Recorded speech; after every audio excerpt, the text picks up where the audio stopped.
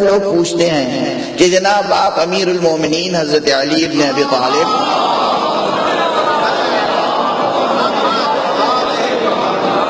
علیہ الصلاۃ والسلام کے اتنے دل دادا ہیں، آپ ان کی امامت کے قائل ہیں، خلافت کے قائل ہیں، عصمت کے قائل ہیں، آپ بتائیے اگر ایسا ہی ان کا مرتبہ ہے تو ان کا نام قرآن میں کیوں نہیں ہے؟ یہ سوال عام طور پہ ہوتا ہے، کبھی کبھی ہمارے بچے بھی کرتے ہیں، بچے ہمارے نہیں کرتے، ان کے کانوں میں ڈالا جاتا ہے، ورنہ ہمارے بچوں کی مجال کہ ان کے دل میں یہ خیال آئے۔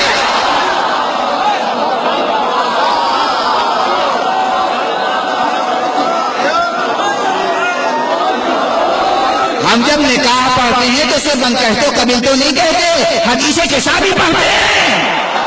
احسارِ آئے کثیر میں جو عقد ہوگا اس عقد کے نتیجے میں کوئی ایسا پیدا نہیں ہو سکتا۔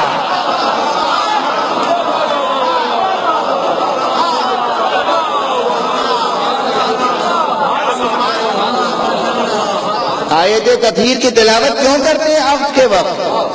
حدیث کسا، حدیث کسا پہلے، پھر ان کہتو قبل تو، تاکہ جو نسل چلے پاکیزہ چلے،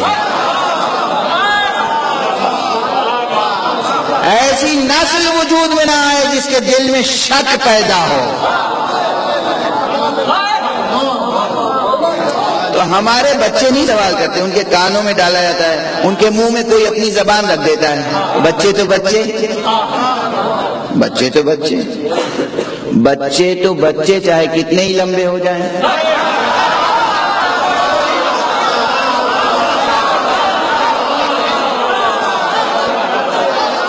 آپ قد سے فیصلہ نہ کیا کیجئے کہ بچہ ہے کہ بوڑھا،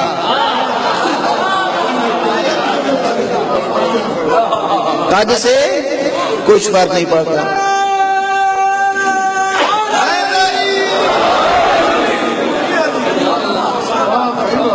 تو کوئی ان کے منہ میں اپنی زبان رکھ دیتا ہے۔ اب بچے پوچھتے ہیں کہ اگر ایسا ہی تھا تو مولا علی کا نام قرآن میں کیوں نہیں ہے؟ میں نے اس کے دو جواب دیے تھے، دونوں ہمیشہ یاد رکھیے گا، دونوں جواب واقعی ہیں۔ پہلا جواب تو یہ ہے کہ جو آپ سے کہے کہ مولا علی کا نام قرآن میں نہیں ہے یا کیوں نہیں ہے، آپ اسے کہیے کہاں نہیں ہے۔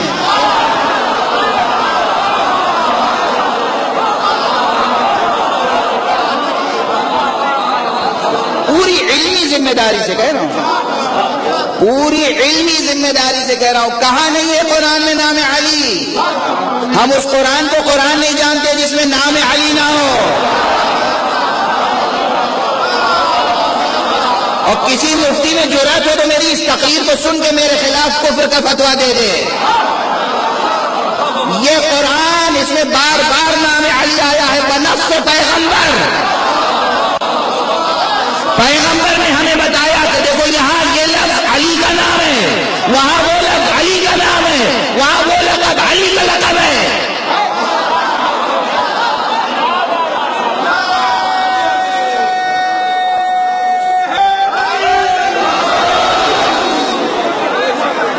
اب ہم پیغمبر کی بتائی ہوئی تفسیر کو اختیار کریں یا جناب والا کی تفسیر؟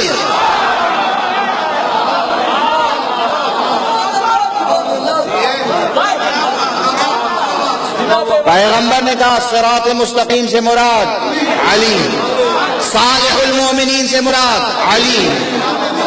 پیغمبر نے کہا نبأ عظیم سے مراد علی۔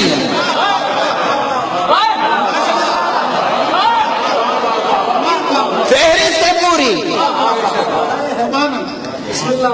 صحابی جناب حضرت عبداللہ ابن عباس، حبر الامہ، حبر الامہ، یعنی امت نے ان کو سب سے بڑا عالم تسلیم کر لیا، اور امت نے جس کو سب سے بڑا عالم تسلیم کیا اس کی شان کیا تھی معلوم ہے نا؟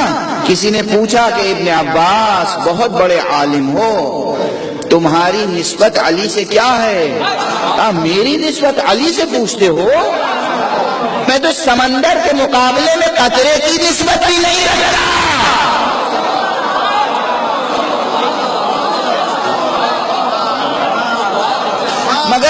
امت کا ظرف تھا کہ اسے قطرے سے بھی چھوٹا وجود سمندر نظر آیا۔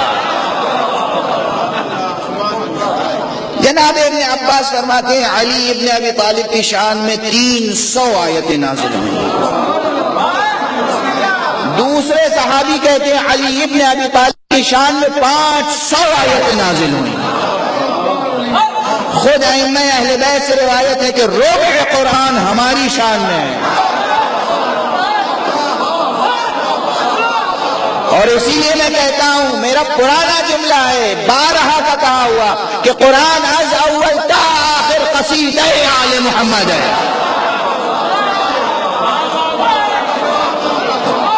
اگر کسی اور کا تذکرہ ہے تو بعنوان تشبیہ۔ شاعر سمجھتے ہیں کہ قصیدہ کیا ہوتا ہے، اس میں تشبیہ کیا ہوتی ہے۔ یہ قرآن پہلا جواب کیا ہے؟ جب کوئی کہے کہ علی کا نام نہیں، کہیں کہاں نہیں ہے، پورے اعتماد سے۔ یہ کوئی فن مناظرہ نہیں سکھا رہا ہوں آپ کو، پورے اعتماد سے کہ کہاں نہیں ہے نام علی۔ البتہ علی کی شخصیت اتنی عظیم ہے کہ ان کا ایک ہی نام تھوڑی ہے۔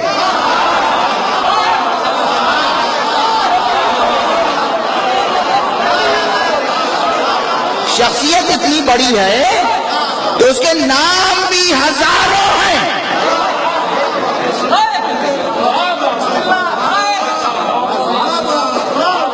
جہاں جیسی مناسبت ہوتی ہے اس نام سے اللہ نے علی کا ذکر کیا ہے،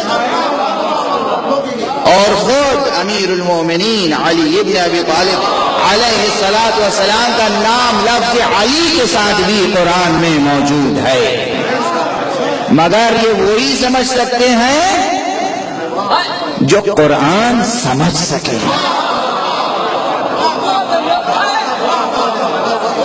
جو قرآن سمجھ سکے۔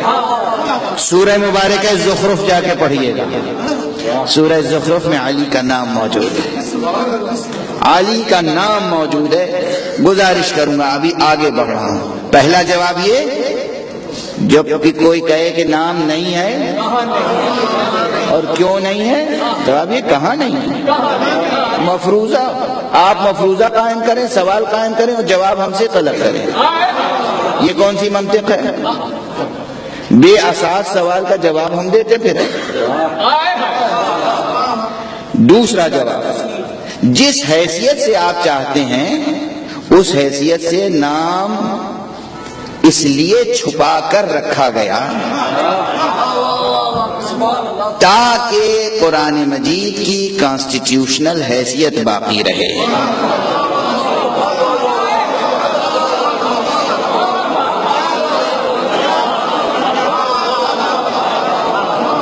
قرآن کانسٹیٹیوشن ہے، آئین ہے، آئین میں کسی بھی عہدے کی شرطیں لکھی جاتی ہیں، کوالیفیکیشنز لکھی جاتی ہیں، کسی کا نام نہیں لکھا جاتا۔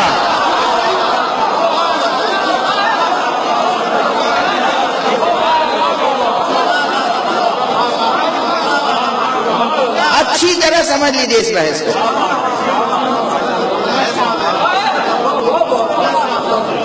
کانسٹیٹیوشن ہے، پاکستان آزاد ہوا، ہندوستان آزاد ہوا۔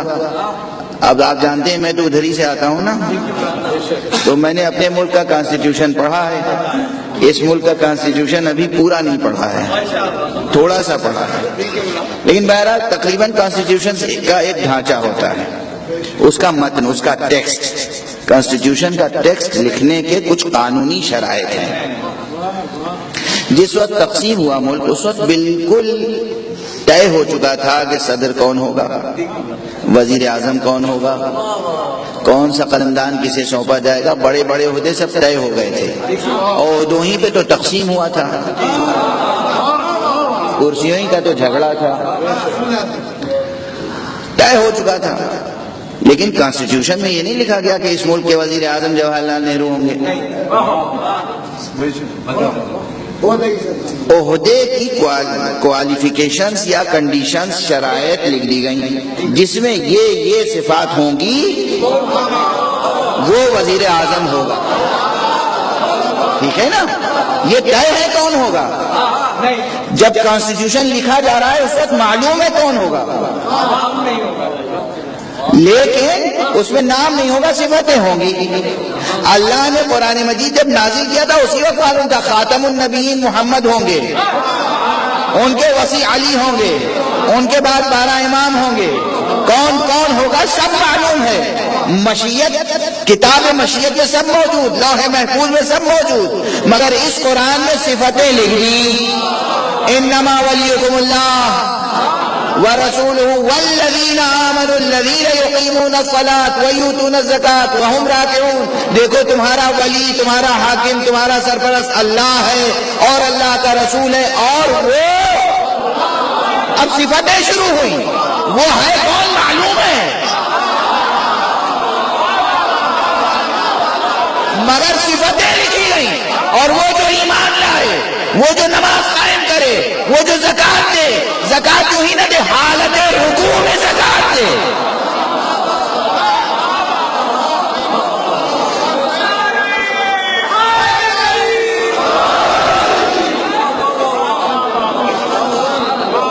اب جس میں یہ کوالٹیز مل جائے وہ ولی اللہ ہوگا، ہے نا؟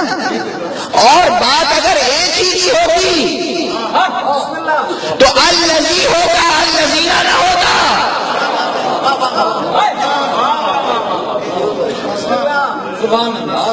الذی یعنی ایک، الذین جمع ہے، پیغمبر کے بعد سلسلہ قیامت تک رہنا ہے امامت کا، اس لیے صرف الذی نہیں کہا گیا، الذین کہا گیا۔ واضح ہے؟